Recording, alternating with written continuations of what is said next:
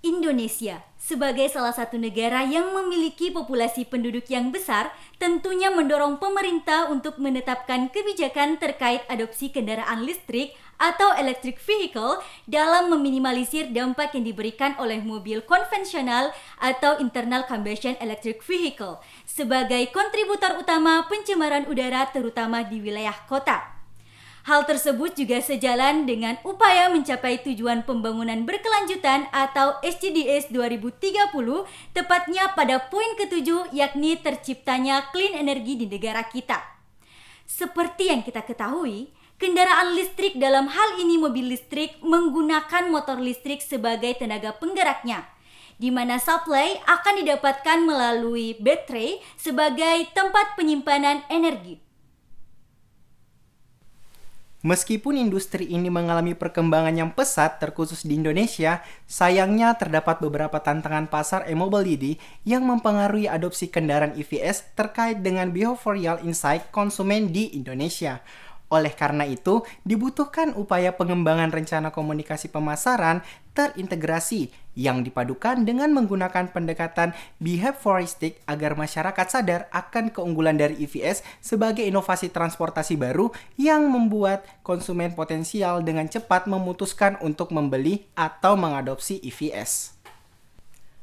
Maka dari itu, kami dari Alpha Team hadir membawa solusi berupa strategi pemasaran electric vehicle, merancang komunikasi pemasaran melalui perspektif behavioristik dalam meningkatkan kesadaran konsumen dan penetrasi EVs di Indonesia. Umumnya ditemukan berbagai hambatan yang menyebabkan konsumen enggan membeli EVs. Melalui pendekatan behavioristik dengan melihat perilaku konsumen terhadap suatu inovasi baru, maka kami menemukan 6 hambatan adopsi EVs di Indonesia. Yang pertama adalah anchoring effect, di mana masyarakat lebih memilih mobil konvensional atau menunggu harga EVs mengalami penurunan. Yang kedua adalah ambiguity, di mana masyarakat cenderung tidak ingin membeli EVs karena informasi mengenai EVs sendiri sangat kurang, dan rendahnya range kecemasan, yakni kekhawatiran pengemudi tentang jarak tempuh dan ketidaktahuan akan pengisian bahan bakar EVs. Selanjutnya adalah present focus, di mana masyarakat cenderung fokus pada biaya EVs yang tinggi hari ini, sehingga penghematan dari mobil konvensional tampaknya lebih menarik.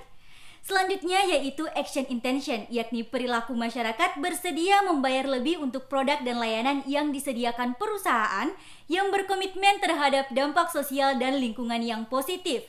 Tetapi hanya sebagian kecil dari mereka yang benar-benar menindaklanjuti niat mereka. Selanjutnya adalah choice overload, yaitu kriteria klasifikasi baru seperti kapasitas baterai, jangkauan baterai, dan lain-lain membuat masyarakat sulit untuk menetapkan keputusannya.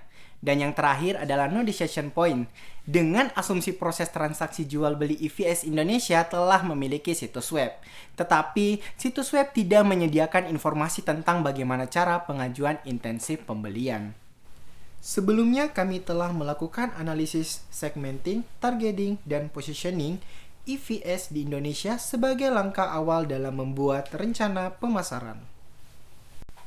Yang pertama adalah segmenting. Mengenai segmen pasar mobil listrik di Indonesia yang nantinya diluncurkan, perusahaan bisa menargetkan konsumen berjenis kelamin laki-laki dengan tingkat pendapatan tinggi yang berusia 25 hingga 60 tahun.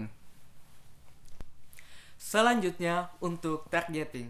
Perusahaan mobil listrik di Indonesia bisa menargetkan kalangan eksekutif bisnis dan pengusaha sukses yang mana tingkat pendapatannya menempatkan mereka dari segmen kelas menengah atas, paham akan teknologi, dan sadar akan pentingnya menjaga lingkungan.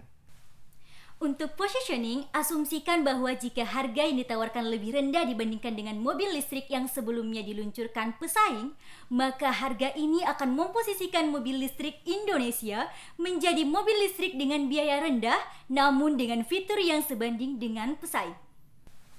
Selanjutnya, layanan industri yang kuat dengan kesediaan perusahaan untuk mengirim teknisi ke rumah pemilik mobil listrik semakin memperkuat posisi industri mobil listrik sebagai pemimpin pasar kendaraan di Indonesia.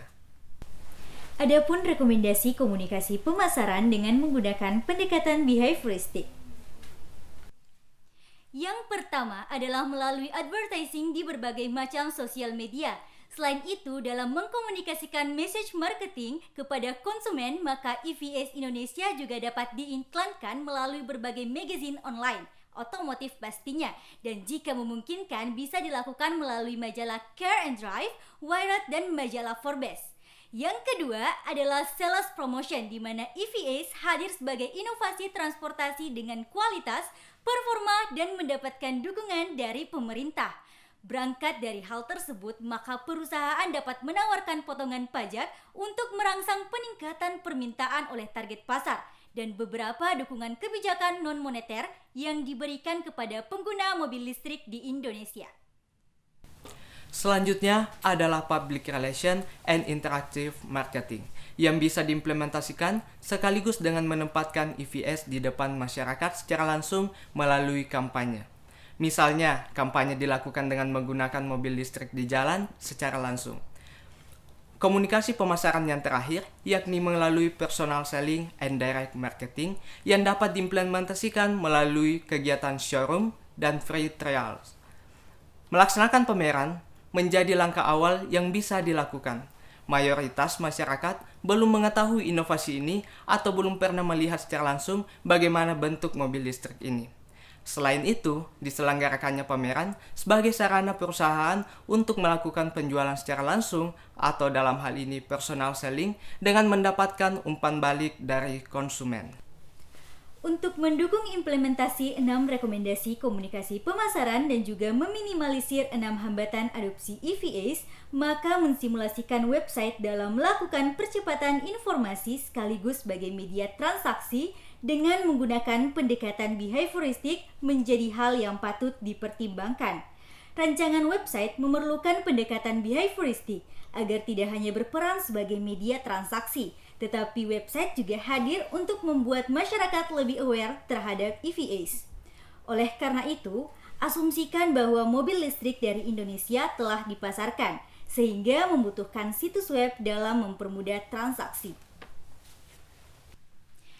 Adapun rekomendasi desain website menggunakan pendekatan behavioristik, yang pertama, website dapat membantu pembeli potensial dalam menetapkan keputusan dengan menggunakan file set sederhana berupa visualisasi model EVs yang ditawarkan.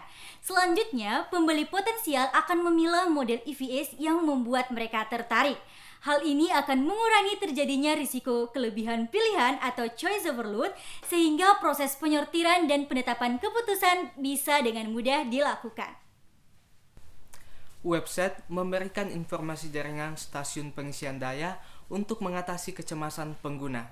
Salah satu kekhawatiran utama bagi calon pembeli kendaraan listrik atau EVs selain biaya muka yang lebih tinggi adalah kecemasan mereka terhadap kemampuan EVs dalam menempuh perjalanan jauh. Oleh karena itu, dalam website perlu disajikan penggambaran visual peta stasiun pengisian daya dengan menarik agar kecemasan pembeli bisa diatasi. Selanjutnya, website juga dirancang untuk mengubah cara pandang masyarakat dengan menyediakan informasi tentang intensif kebijakan dan infrastruktur ekstensif EVs.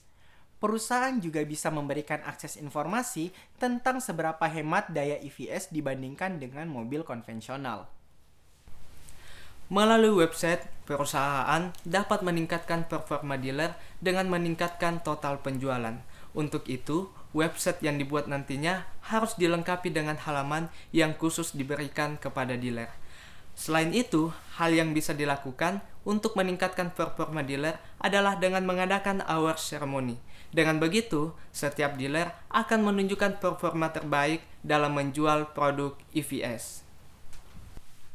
Selanjutnya, website yang dirancang tentu memberikan kenyamanan dan rasa aman bagi calon pembeli. Demikian presentasi dari kami. Wassalamualaikum warahmatullahi wabarakatuh.